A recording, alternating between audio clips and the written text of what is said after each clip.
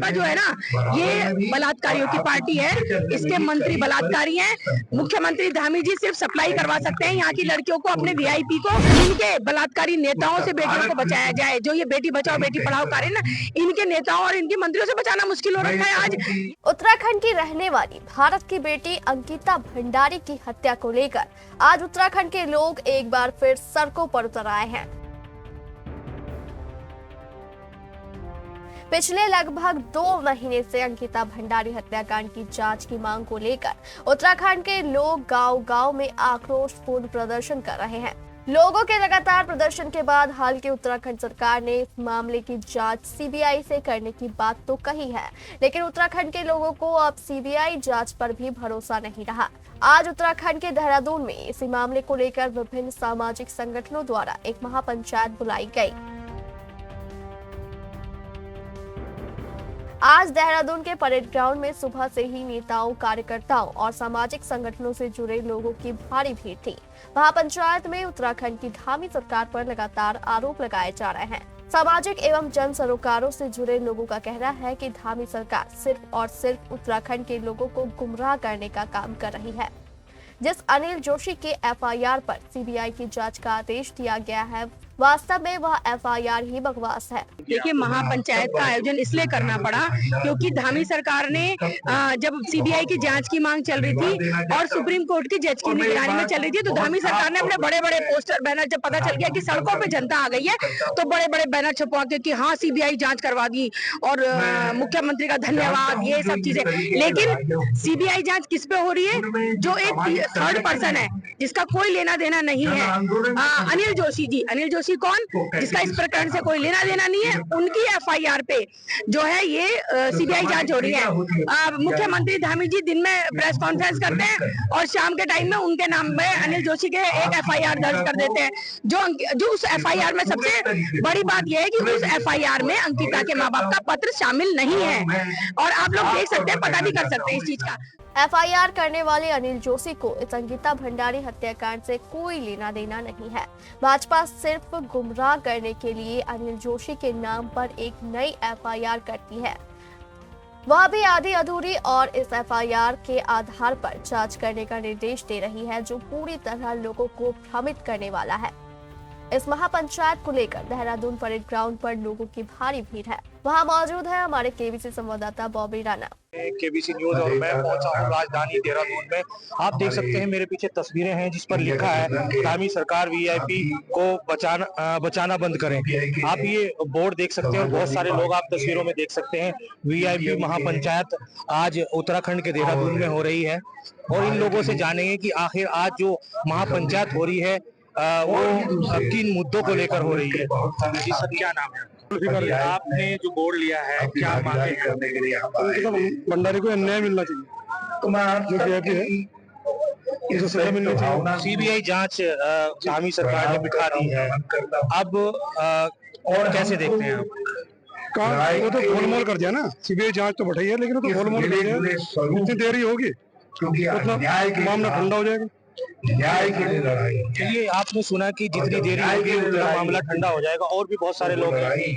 Madam, कैसे देखती हैं किस तरीके से आज महापंचायत का आयोजन किया गया है? क्या कहेंगे? देखिए, महापंचायत का आयोजन इसलिए करना पड़ा क्योंकि धामी सरकार ने जब सीबीआई की जांच की मांग चल रही थी और सुप्रीम कोर्ट की जज की निगरानी में चल रही थी, तो धामी सरकार ने अपने बड़े बड़े पोस्टर बैनर, जब पता चल गया कि सड़कों पे जनता आ गई है, तो बड़े बड़े बैनर छपवा के कि हाँ सीबीआई जांच करवा दी और मुख्यमंत्री का धन्यवाद, ये सब चीजें।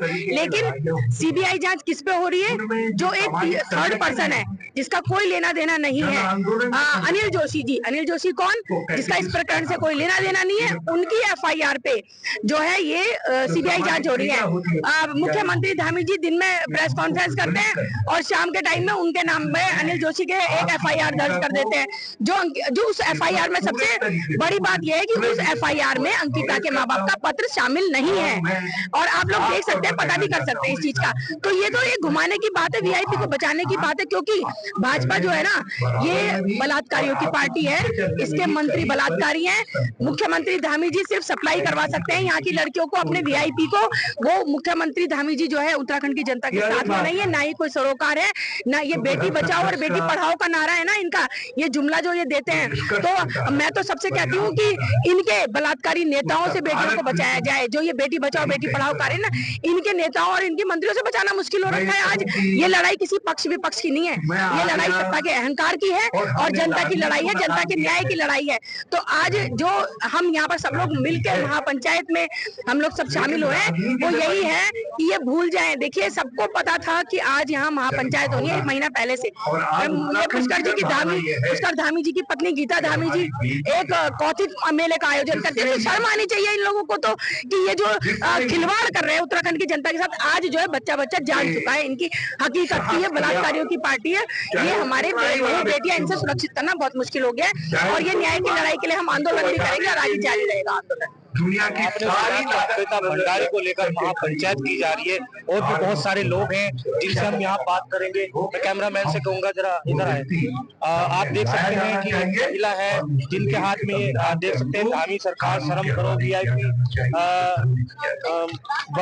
बंद करो, वीआईपी को बंद करो। आप देख सकते हैं तस्वीरों में।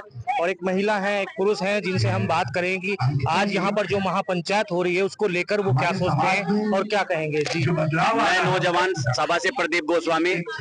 आज जनता को इस नंगी सच्चाई को सामना करना पड़ेगा और सोचना पड़ेगा ये जो पूरा सिस्टम है स्त्री विरोधी है और जो इन दोनों वीआईपी मुख्य दोषी को छुपाने ये जो साजिश है, इस साजिश को नाकाम करना होगा और पीड़िता को न्याय दिलाना होगा। अंकिता के संघर्ष को हम चाहेंगे कि आगे इसको निरंतर जारी रखें जब तक मुख्य दोषी का नाम सामने न आ जाए। ये जो महापंचायत की गई है, क्या लगता है कि ये महापंचायत कामयाब होगी?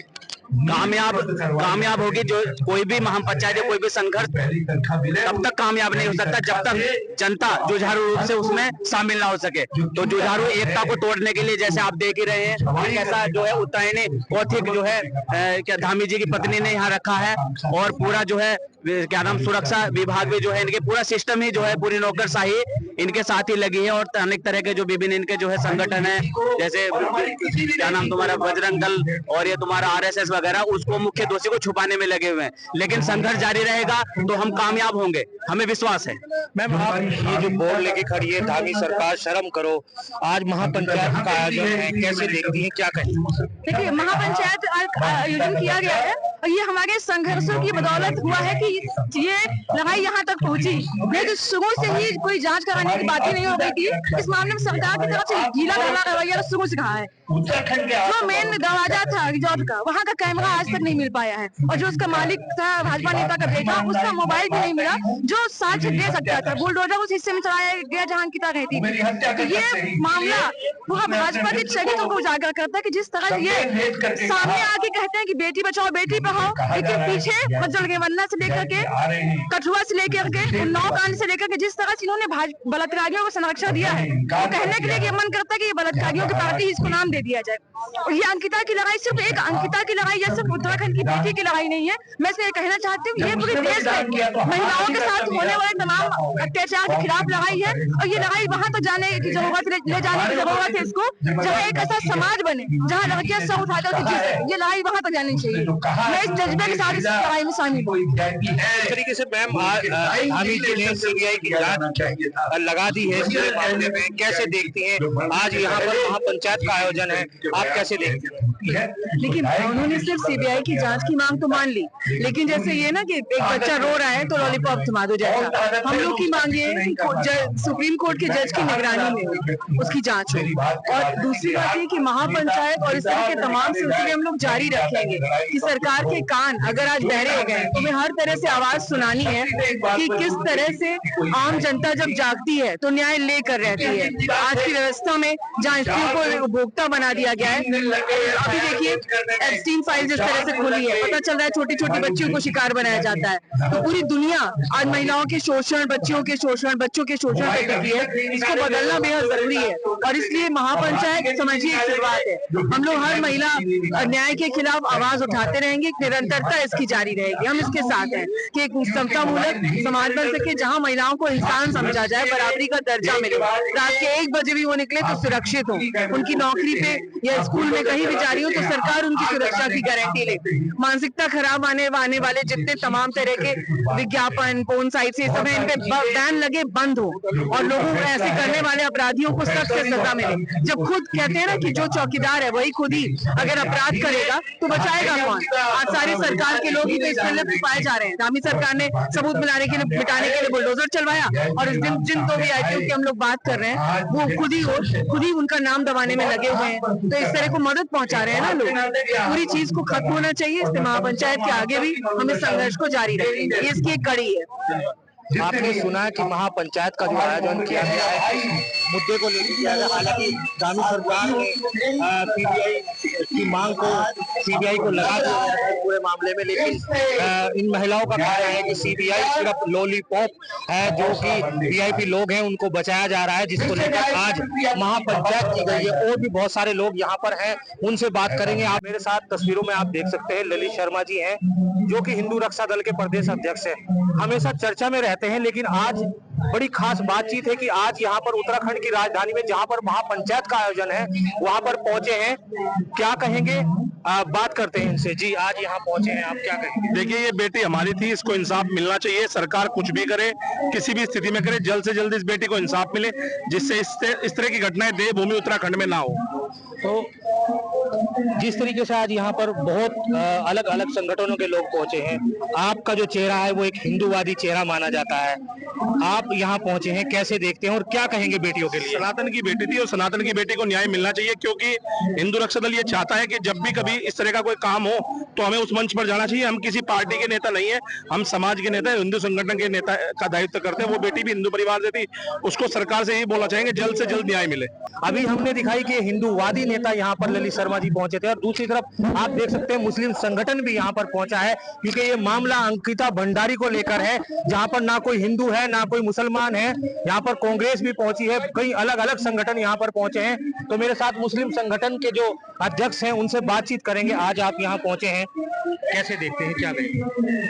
देखिए, अंकिता भंडारी जो उत्तराखंड की बेटी है, ऐसी हजारों बेटियों और लाखों करोड़ों बेटियों को भारत में न्याय नहीं मिला है। एक एनसीआरबी का डेटा ये कहता है कि भारत में हर घंटे एक रेप हो रहा है और उन रेप के विक्टिम्स को कहीं ना कहीं इंसाफ नहीं मिल रहा है। तो जैसे पूरा उत्तराखंड और पूरा देश लामबंद हो रहा है कि अंकिता भंडारी को न्याय मिलना चाहिए और उस कथित वीआईपी का नाम खुलकर जल्द से जल्द उसकी गिरफ्तारी होनी चाहिए। अभी सीबीआई के जांच के नाम पर, वीआईपी के नाम पर ये अज्ञात में मुकदमा लिखकर सरकार पुलिस से केवल खाना पूर्ति करवा रही है, कोई ठोस कार्रवाई नहीं है। हम ये चाहते हैं कि ठोस कार्रवाई हो, वीआईपी का नाम उजागर हो, उसके ऊपर तत्काल प्रभाव से 19 सुसंगत धाराओं में मुकदमा दर्ज हो तो जेल भेजा जाए और उसकी प्रॉपर्टी कुर्क करके बुलडोज की जाए। ये हमारी मांग। जिस तरीके से अभी धामी सरकार ने सीबीआई जांच इसमें बिठाई है, पहले सीबीआई की मांग कर रहे थे, कहीं ना कहीं अब सीबीआई की जांच भी बिठा दी गई है, आज महासभा की गई है, कैसे देखते हैं? जब वीआईपी का नाम एफआईआर में हो गया तो सीबीआई को उस वीआईपी का नाम उजागर करने में इतनी क्यों देर लग रही है?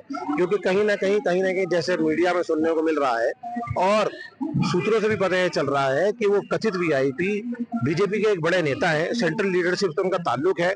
तो कहीं ना कहीं भाजपा अपने कथित वीआईपी को बचाने के लिए सारा ड्रामा रच रही है, लेकिन जनता इस सारे ड्रामे को नकारती है और जब तक कथित वीआईपी को वो मुकदमा दर्ज नहीं होता, जेल नहीं भेजा जाता, कि जनता ऐसे ही आंदोलनरत होगी, आंदोलन करती रहेगी। आपने देखा कि मुस्लिम संगठन के जो कार्यकर्ता यहाँ पर थे और अध्यक्ष से हमारी बात हुई है। इससे पहले हमारी हिंदूवादी जो संगठन है ललित शर्मा हिंदू रक्षा दल, उनसे भी बात हुई है। सभी संगठन एक ही मंच पर आप तस्वीरों में देख सकते हैं। यहाँ पर अंकिता भंडारी के हत्याकांड को लेकर सभी संगठन एक मंच पर आपको देखने को मिलेंगे और यहाँ पर आप देख सकते हैं पूरी पुलिस फोर्स भी तैनात है। सभी गतिविधियों पर ध्यान भी रखा जा रहा है। इस तरह की खबरें देखने के लिए देखते रहें केबीसी न्यूज।